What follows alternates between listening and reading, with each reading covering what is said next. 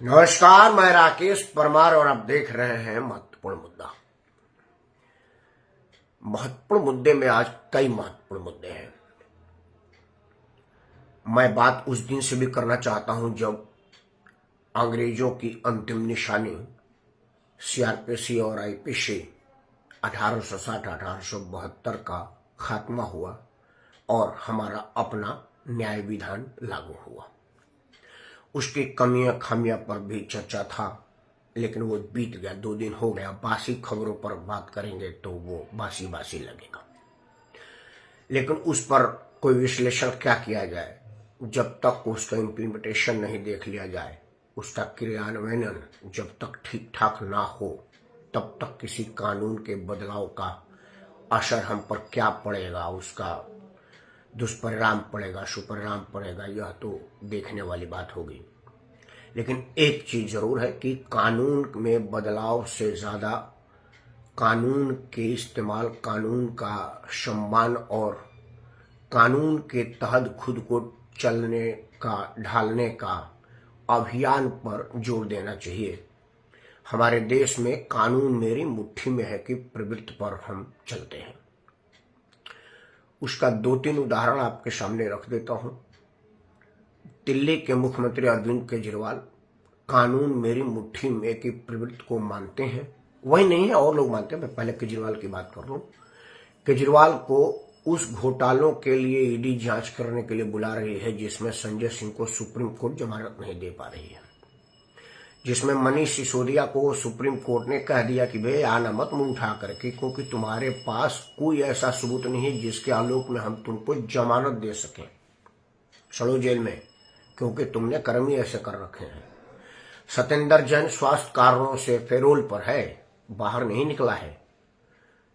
भारत के कानून में ऐसे लचर व्यवस्था है कि पैसे के दम पर कानून को मुट्ठी में रखने वाले चोरू चौके घोटालेबाज पैरोल लेकर के बाहर रहते हैं, जैसे संजय दत्त रहा था। और जिनके पास पैसा नहीं है वो 2-2, 4-4, 5-5 रुपया फाइन भरने के क्षमता ना रखने में महीनों सालों जेल में सड़ जाते हैं।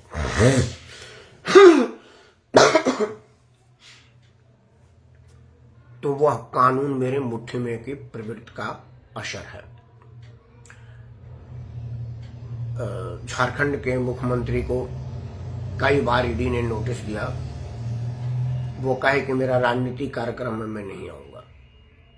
पश्चिम बंगाल के मुख्यमंत्री के भतीजे, जो उनके घोटालों के वारिस हैं, उनके राजनीतिक वारिस हैं, उनके मंत्रियों द्वारा किए गए सारे बेईमानियों का साझेदार है, मतलब असली जो मुख्य साजिशकर्ता या फलदार है, उसको बार बार ईडी सीबीआई बुलाती है, वो जाता ही नहीं है।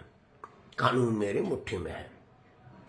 कई लोग हैं, राहुल गांधी है, और मतलब जो लोगों पर कानून बनाने की जिम्मेवारी है वो कानून मेरे मुट्ठी में की प्रवृत्ति से बाहर नहीं निकले हैं। तो संविधान बदले, कानून बदले, सीआरपीसी आईपीसी बदले, उसका दूसरा नाम रखें। जब तक इनके दिल दिमाग में कानून का इज्जत या कानून का डर नहीं बैठाएंगे, तब तक किसी भी कानून के बदलाव का कोई फर्क नजर नहीं आएगा। खैर, चर्चा इस विषय पर भी हो सकता था 2-4 घंटा। हमारा तो कार्यक्रम 20 से 25 मिनट का है, इस पर क्या चर्चा करें। एक चीज और बड़ा दुखद हुआ, महिला खिलाड़ियों में जो लोग महिला और खिलाड़ी देख रहे हैं, उन लोगों को अपनी आंखों का और विचारों का पूरा अवलोकन करने की जरूरत है। जिस तरह से भरी प्रेस कॉन्फ्रेंस में एक महिला पहलवान ने माइक के सामने जूता रख दिया, अब उससे बड़ा पत्रकारिता का अपमान नहीं हो सकता। माना कि वो जूता स्वर्ण पदक और रजत पदक जीतने में उसका काम आया था, लेकिन फिर भी जूता सर पे रखने की चीज नहीं होती, चाहे वो कितना हो, करोड़ों का हो, सोना हीरा जड़ित हो, वो पाँव में ही शोभा देती है।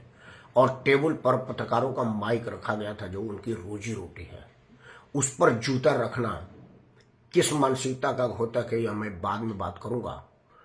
लेकिन एक बात मैं नहीं समझ पा रहा हूं कि महिला पहलवानों का और उनके साथ जो पुनिया उनिया है, जो अपना भारत का सर्वोच्च राष्ट्रीय सम्मान को सड़क पर फेंकने के लिए उतारू है, उन आदमी का प्रॉब्लम क्या है। मतलब पहलवान के रूप में आपने ख्याति पाया है तो देश आपको सम्मानित किया है, सरकार आपको नगदी दिया है, देशवासियों ने कितना पुरस्कार सम्मान और इज्जत दिया है, साथ में नौकरी आपको मिली हुई है। अब क्या चाहते हैं? जो आप चाह दे वही हो। इस प्रवृत्ति को तो तानाशाह बोलते हैं और लोकशाही में तानाशाही को तो कोई जगह ही नहीं है। आपने कहा कि भाई ब्रजभूषण शरण को हटाओ, ब्रजभूषण हट गए। अब आपने कहा कि जब ब्रजभूषण का मानने चाहने वाला ही अध्यक्ष बन गया तो मतलब मान लीजिए कि मेरा राहुल गांधी से अगर नजदीकी होगी तो राहुल गांधी को फांसी दे देंगे, क्योंकि भाई अब राहुल गांधी सरकार में नहीं है, मुझे इतनी मंजूर नहीं है, राहुल गांधी को फांसी दे दो। मान लीजिए कि किसी को मोदी से लगाव है और कल को मोदी सरकार में नहीं आएगा तो बोले नहीं हमको इससे मंजूर नहीं है, मोदी को तो सीधे तोप से उड़ा दो जी, जिंदगी कैसे? क्या है आप ये चाह रही हैं? ब्रजभूषण शरण सिंह का तो पूरा दुनिया चाहने वाला है। राजस्थान में गए तो कई किलोमीटर गाड़ियों का काफिला लग गया था, तो क्या करेगा? सबको आग में झोंकवा दीजिएगा? यह चुनाव तो ईवीएम से नहीं हुआ है, जिसको आप कहेंगे कि ये तो सरकार का चाल है, ईवीएम हैक है। यह तो बाकायदे बैलेट पे हुआ है और आपका एक भाई सखा और आप ही के बिरादरी के लोग चुनाव मैदान में आए थे। तो भाई मतदान करने के लिए किसी के कनपट्टी पर पिस्टल लगा था। क्या यह आप यह कहना चाहते हैं या आप यह कहना चाहते हैं कि मैं चूंकि पदक जीत के आए हूं तो मैं जो चाहूंगी वही होगा, ब्रजभूषण को फांसी दे दो? मतलब आपको भारत के लोकतांत्रिक पद्धति, लोकतांत्रिक से चुनाव चयन और इन सब चीजों पर से भरोसा उठ गया है। खाता ना वही जो हमारे पहलवान कहे वही सही, चूंकि हम महिला हैं और पदक जीते हैं। राजनीति के अखाड़े में आइए, सीधा मुकाबला कीजिए। बहुत से पहलवानों ने पार्लियामेंट को सुशोभित किया है। दारा सिंह को तो कल मनोनीत किया गया था। मैं नहीं समझता कि रुस्तम हिंद दारा सिंह से बड़ा पहलवान आप है, और देश दुनिया में दारा सिंह वाली ख्याति आपके पास है। पासंग में भी आप दारा सिंह जी की नहीं। उस तरह से कई खिलाड़ियों ने, पीटी उषा जो आज इसके सर्वे सर्वा थी, वो मुझे नहीं लगता कि खेल के मैदान में उनका सम्मान आपसे कम है। अपने जमाने में जो पति थैचर बेकट उषा ने जो नाम कमाया हुआ है वो नाम तो अभी आपका हुआ नहीं है। अगर एक विवाद को हटा दे तो बहुत कम लोग आपको जानते हैं। वो ख्याति नहीं प्राप्त की जो पीटी उषा को प्राप्त हुई, मिल्खा सिंह को प्राप्त हुआ, दारा सिंह को प्राप्त हुआ है। लेकिन उन सब लोगों के ने तो कैसा कोई ऐसा अनलग शर्त नहीं रखा है। आप राजनीति में आइए, आपको हुड्डा साहब मदद कर रहे हैं, बहुत अच्छी बात है। भारत के संविधान में, भारत के समाज में और भारत के कानून में किसी को भी चुनाव लड़ने की छूट है, किसी को भी किसी की आलोचना करने की छूट है, किसी को भी किसी के विरुद्ध बोलने की छूट है। आपको पहलवानी के अलावा और भी कई काम करने की छूट है, आप करिए ना, आपका स्वागत है। ब्रजभूषण को आप आकर के कासगंज से चुनाव में लड़ करके हरवाइए। आप जहां से हरियाणा से चुनाव लड़ेंगे ब्रजभूषण को वहां बुलाइए, बुला कर हरवाइए। आप ब्रजभूषण सड़क के चुनाव में सीधा चुनाव लड़ने की हैसियत कैपेसिटी में नहीं है तो वहां जाकर के प्रचार करके हरवाइए। मतलब आप लोकतंत्र के सारे तरीके आजमाइए, जो भी दाव पेच आपके पास है हम आपके साथ हैं। लेकिन ब्रजभूषण शरण सिंह का नाम बिटा दीजिए, यह तो लोकतांत्रिक तरीका नहीं है और भारत में तो इसका कहीं कोई स्कोप ही नहीं है कि आपने आंख बंद किया और ब्रजभूषण गायब। भाई जीता जागता इंसान है, आदमी महान है और कई लोग उसके फॉलोअर हैं और उनकी ख्याति कितनी है यह बात जान रही है कि आपके चाहने के बाद भी वो चुनाव प्रक्रिया से बाहर थे, कोई दखल अंदाजी नहीं किया था, तब भी आपके शब्द में उनका आदमी जीत गया। जब आपको पता था कि संजय सिंह उनका आदमी है तो आपको सीधा चुनाव मैदान में कहना चाहिए था मेरे संजय का जीतना, मेरे ब्रजभूषण का जीतना, तो मेरे आदमी को जिताओ। आपने तो अपना आदमी खड़ा कर रखा था और वो तो कुछ नहीं पाक कर सका। तो फिर आप इसको नियति मान लीजिए और स्वीकार कर लीजिए कि भाई क्या करिएगा, क्योंकि कई बार आप पहलवानी में अपने सामने वाले पहलवान को पटखनी देने में अक्षम रहती हैं।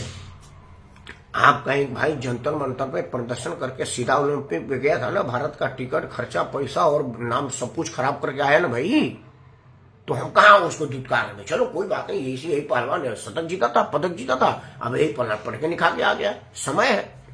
सचिन तेंदुलकर को हमने 0 आउट होते देखा है, सुनील गावस्कर को 0 आउट होते हैं, महेंद्र सिंह धोनी 0 आउट हो गया है, वीरेंद्र सहवाग 0 पर आया हुआ है, लेकिन इन्हीं लोगों को हमने शतक बनाते देखा है। तो हम तो उनको हर फॉर्म में स्वीकार करते हैं। आप भी कर लीजिए ना, नहीं करेंगे तो मत करिए, हमारे ऊपर क्या फर्क पड़ता है। खैर, मुद्दा एक और बड़ा महत्वपूर्ण था। मुद्दा यह महत्वपूर्ण था कि बिहार के जनमानस में एक बात चर्चा जोर पर है कि भाई लालू प्रसाद यादव के जो सक्रिय कार्यकर्ता हैं, जो लालू प्रसाद के विचारों से प्रभावित हैं और लालू प्रसाद के आदेशों का पालन करते हैं, उन्होंने बिहार में अपना काम करना शुरू कर दिया है। और काम इस हद तक हो रहा है कि भाई त्राहिमाम बिहार में मच गया और लोग कहें कि भाई नीतीश कुमार के बस की अब बिहार रही नहीं, इसलिए अब यहां पर तेजस्वी को लाइए, नीतीश को भगाइए। स्थिति यहां है कि सर्विस करता हुआ दरोगा को गाड़ी से कुचल करके मार दिया जा रहा है। थाने में दरोगा ही सुरक्षित नहीं है। जिस नीतीश कुमार ने शराबबंदी को जोर शोर से अपनी उपलब्धि बताई है, उसी के अस्पताल में डॉक्टर शराब पार्टी कर रहे हैं और वीडियो बना करके चलाया जा रहा है। यह किस तरह की राजनीति है ये बताने की तो जरूरत है नहीं, क्योंकि वो निश्चित तौर पर वो डॉक्टर तो वीडियो नहीं बनाए होंगे ना जो दारू पी रहे हैं। उनको पढ़ा लिखा आदमी है, उनको तो पता है कि दारूबंदी है, तो वहां दारू गई कैसे, वीडियो बनी कैसे, यह बात तो जानने वाले जानते हैं। नीतीश कुमार भी इसको बखूबी जानते हैं, लेकिन फंस गया है वो क्या करे। नीतीश कुमार का हाल धोबी का वो वाला हो गया है, न घर का न घाट का। मैंने कुत्ता नहीं कहा और आप भी कुत्ता मत मानना, क्योंकि धोबी के घर में कुत्ता ही थोड़े होता है। धोबी का दोस्त होता है, भाई होता है, मित्र होता है, रिश्तेदार होता है, अपना होता है। धोबी का गधा भी तो होता है। तो आप सिर्फ कुत्ता ही क्यों मान रहे हैं? मैंने बोला उनका धोबी का वो वाला हाल हो गया, न घर का न घाट का। तो धोबी का गधा भी तो घर और घाट पे जाता है, धोबी का दोस्त भी घर और घाट पे जाता है, धोबी का भाई भी घर और घाट पे जाता है, धोबी की बीबी घर और घाट पे जाती है, उसका रिश्तेदार मित्र परिवार भी तो घर और घाट पे जाता है। कुत्ता मत मानना। कुत्ता बड़ा वफादार और ईमानदार जानवर है, और उसकी वफादारी का नीतीश कुमार जैसों से तुलना करना है, आप उसके वफादारी को नीचा दिखा रहे हैं। इसलिए मैं आपसे हाथ जोड़ के प्रार्थना कर रहा हूँ, गुस्से में बोल रहा हूँ कि नीतीश कुमार की जब चर्चा हो तो कुत्ते का नाम मत लेना। मैं बुरा मान जाऊंगा और पूरा देश बुरा मान जाएगा, क्योंकि नीतीश कुमार और कुत्ते में कहीं कोई समानता नहीं है। क्योंकि कुत्ता अत्यंत वफादार है, अपने मालिक का नुकसान कभी नहीं चाहता, जो उसको मीठा खिला दे उसके विरुद्ध कभी नहीं सोचता। और नीतीश कुमार को तो आप जानते ही हैं, ऐसा कोई सगा नहीं जिसको नीतीश जी ने ठगा नहीं। तो कुत्ते से तुलना करके आप नीतीश का तो सम्मान बढ़ा रहे हैं, और वो आदमी सम्मान के लायक ही नहीं, तो आप बढ़ाएंगे तो गलती करेंगे। खैर, नीतीश के अलंकरण पर मैं चर्चा नहीं कर रहा, मैं नीतीश की स्थिति पर चर्चा कर रहा हूं। भाई, मोदी के विरुद्ध कोई लामबंदी होनी चाहिए, इसकी पहली परिकल्पना नीतीश कुमार के दिमाग में आई थी। जब नीतीश कुमार का भाजपा से अलगाव हुआ, या नीतीश कुमार समय की नजाकत को भांपते हुए कि भाई प्रधानमंत्री का उम्मीदवार मैं बन सकता हूं, अगर मैं मोदी के साथ रहूंगा तो कैसे बनूंगा, क्योंकि मोदी के पार्टी में तो मोदी का अलावा और कोई है नहीं, तो मोदी के विरोध में जगह है। बिहार की राजनीति तो मेरी मुट्ठी में ही है, हम केंद्र की राजनीति करें। और उन्होंने यह सपना सुझाया और भाजपा से अलग हो गए। लालू जी इसी ताक में बैठे थे, आओ बच्चे, और वो लालू जी की गोद में चले गए। अब बिहार में जब से लालू जी और नीतीश जी का संबंध स्थापित हुआ है राजनीतिक, कोई और बात मत समझिए, तब से बिहार की स्थिति जंगल राज की पुनर्वापसी हो गई है। और वह इसलिए हुई है ताकि लोग यह कहें कि भाई मुख्यमंत्री से कंट्रोल नहीं हो रहा। मुख्यमंत्री कौन है? नीतीश कुमार। और बदनामी कौन करा रहा है? आपको मालूम है मैं क्यों कहूं। तो यह प्रचार प्रसार कराया जा रहा है राज्य स्तर पर भी और बाहर स्तर पर भी। वे नीतीश कुमार बूढ़े हो गए, उनको कई चीजें याद नहीं रहती हैं। स्टाफ को प्रेस कॉन्फ्रेंस में पत्रकारों के बीच में करे, जरा मुख्यमंत्री से बात करो, मुख्यमंत्री से बात करो। खुद ही नीतीश कुमार भूल जा रहे कि मैं मुख्यमंत्री नहीं हूं, मतलब उनके पगलाहट का भी प्रचार हो रहा है। और इसमें नीतीश कुमार भी पीछे नहीं है। भरी सदन में महिलाओं के बीच में नीतीश कुमार अंदर बाहर वालों जो बात कहा आप सबने सुना, मैं अपना जबान क्यों गंदा करूं। उन्होंने कहा ना कि वो लड़का लड़की ब्याह हुआ, ये सब आप लोगों को तो पता ही होगा। तो यह उनके दिमाग के असंतुलित होने का पुख्ता प्रमाण है, जो उन्होंने खुद ही दिया है। तो मैं क्या करूं? नीतीश कुमार जैसा आदमी स्वयं दे रहा है, जो इंजीनियर भी है, बिहार का मुख्यमंत्री भी है, केंद्र में मंत्री रहा है, राजनीति में बड़ा अनुभव रख रहा है, जब वो अपने दिमाग का प्रदर्शन करा तो मैं क्या करूं? बैठे बैठे लालू प्रसाद को खुश होने का मौका दे दिया कि भाई लोग कहेंगे कि पगला गए हैं, अंड संड बोल रहे हैं, विधानसभा के अंदर बोल रहे हैं, विधानसभा के बाहर बोल रहे हैं, सरकार संभल नहीं रही है, कानून का खौफ रहा नहीं तो इनको भगाइए और तेजस्वी को मुख्यमंत्री बनाइए। अब यह तभी होगा जब वो केंद्र में मुख्य विपक्षी पार्टी के मुख्य नेता के रूप में घोषित होंगे। बट इस बात का ममता बनर्जी ने उनका अरमानों पर तेजाब फेंक दिया। पानी फेंकी होती तो भी जाड़े में वो हीटर मार के खुश हो जाते। ये खुजली वाला तेजाब फेंका है, वो खुजलाहट में इतना परेशान है कि क्या करें। ममता बनर्जी ने नाले पे दाला मार करके नीतीश कुमार के मुंह से खीरी का कटोरा छीन लिया और मल्लिकार्जुन खड़गे को प्रधानमंत्री का दावेदार नियुक्त कर दिया।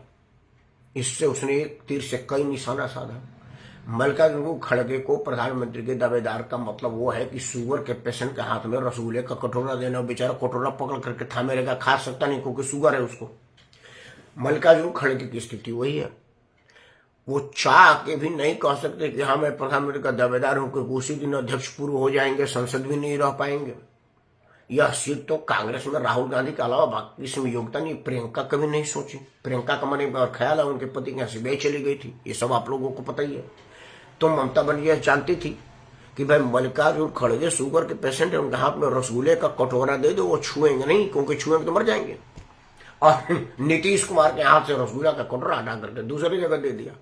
तो उसने मतलब मल्लिकार्जुन खड़गे के पास रसगुल्ला रखने का मतलब है कि वो कुछ नहीं होगा उसको, और नीतीश कुमार से दूर कर दिया। अब नीतीश कुमार धोबी को वो हो गए ना उधर करें ना उधर करें। बिहार में उनकी स्थिति खराब है और केंद्र में कोई उनको पूछे ही नहीं रहा। यहां तक कि जब इंडी गठबंधन का पत्रकार वार्ता हो रहा था, नीतीश कुमार को कुर्सी नहीं दिया सब। वो बेचारा विदक करके चले गए या चले गए तब विधि ये बात मालूम नहीं, बट रहे नहीं ये बुजुर्ग मर गए। तब नीतीश कुमार की स्थिति बड़ी खराब थी। मतलब रोज रोज थोक में बेचते नीतीश कुमार अपना खुद करवा रहे हैं। वो बेचारे काशी में भगवान शिव के त्रिशूल पर बसा पावन पवित्र धरती काशी को अपवित्र करने गए थे, लेकिन वो तो शिव जी की धरती है। वहां तो आदमी को मोक्ष मिलता है, तो उनका राजनीतिक मोक्ष हो जाता है। इसके पहले सोचा नहीं मुझे कुछ दिन और जीना है। वो बेचारा वहां अनाउंस करके घोषित करके कहा कि नहीं ये मेरे बस की बात नहीं है, क्योंकि वहां पर तो भोलेनाथ की नगरी है भैया, बाबा विश्वनाथ का बम बम नगरी बोल रही है, विश्वनाथ की डोल रही है। तो वहां नहीं गए, एक अलग से बेइज्जती करवावे।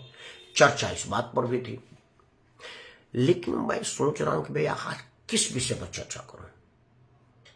अंत में 2 मिनट एक और विषय पर चर्चा करके आज बंद करूंगा वीडियो।